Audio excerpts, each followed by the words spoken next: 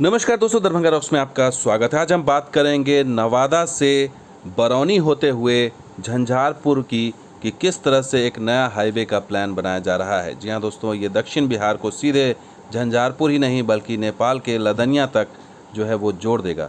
आज इसी की बात करेंगे कि बिहार सरकार ने ये प्रस्ताव केंद्र सरकार को भेज दिया है।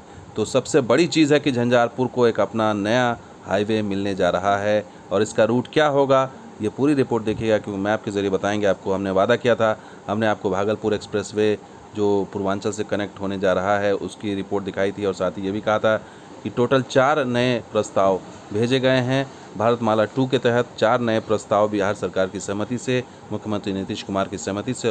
उसमें सबसे अहम है ये दो परियोजना जिसके बारे में हमने आपको नहीं बताया था कि नवादा बरौनी और झंझारपुर लदनिया, ये करीब 220 किलोमीटर लंबा हाईवे होगा। और एक और हाईवे है माझी बरौली बेतिया बगहा कुशीनगर हाईवे और इसकी लंबाई होगी 215 किलोमीटर। तो ये 2 अहम हाईवे अगर आगे केंद्र सरकार की मंजूरी मिल जाती है तो ये बन जाएगा। तो झंझारपुर के बारे में बात करें तो ये नवादा से निकलेगा और ये जो है वो झंझारपुर और लदनिया को जोड़ेगा।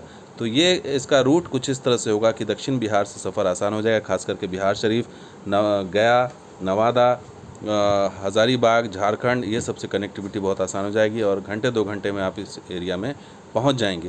तो सीधे कनेक्टिविटी नवादा से होगी बरौनी की और ये लाइन जो है वो कुछ इस तरह से होगा कि सीधे बरौनी से कनेक्ट हो जाएगा और बरौनी से ये रोसड़ा होते हुए, बहेड़ी होते हुए ये झंझारपुर को टच करेगा। ये कुछ ऐसा अलाइनमेंट बनाया गया है।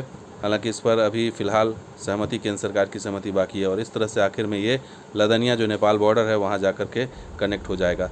तो कुल मिलाकर के ये जो नया हाईवे है वो बिल्कुल सोच समझ के बनाया गया है। जयनगर और जो दूसरी तरफ नेपाल का बॉर्डर है उसके बीच में लदनिया को ये जोड़ने का प्लान किया गया है। हालांकि अब देखना होगा कि केंद्र सरकार का रुख क्या होता है, लेकिन ये काफ़ी अहम परियोजना इसलिए है क्योंकि दरभंगा आमस परियोजना है एक्सप्रेसवे की, उसके पैरेलल एक तरह से कहें तो ये हाईवे होगा।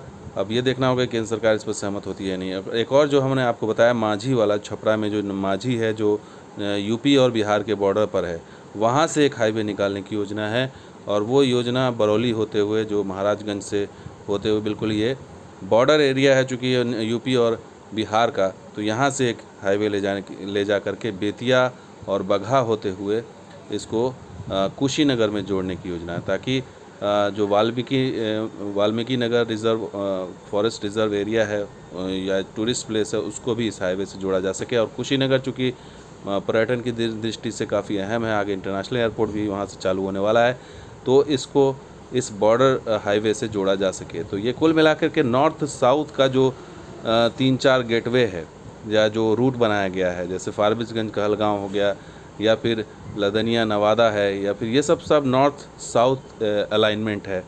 यानी कि अब आगे आने वाले दिनों में दक्षिण और उत्तर बिहार का कोई कॉन्सेप्ट नहीं होगा क्योंकि इस तरह से परियोजनाएं बन रही हैं, इस तरह से रोड्स की तैयारी हो रही है, हाईवे, एक्सप्रेसवे और ब्रिजेज़ बन रहे हैं। गंगा पर ही 18 से 20 पुल बन रहे हैं जिसमें कई ऑपरेशनल और कई बहुत जल्द ऑपरेशनल हो जाएंगे। तो आने वाले दिनों में जो है ये सफ़र उत्तर बिहार का, दक्षिण बिहार का, झारखंड का, उड़ीसा का जो संपर्क है वो बहुत आसान हो जाएगा। और ये जो 4 हाईवे भेजा गया, अब देखना है कि केंद्र सरकार इसको मंजूर करती है या नहीं, या फिर इसका अलाइनमेंट चेंज होता है या नहीं, या वही रहता है। तो दोस्तों वीडियो कैसा लगा ज़रूर लाइक कीजिए, शेयर कीजिए, कमेंट कीजिए, सब्सक्राइब कीजिए। कुछ और वीडियो के साथ हाजिर हूँ। आप देखते हैं दरभंगा रॉक्स और भी। जय हिंद, जय बिहार, जय मिथिला।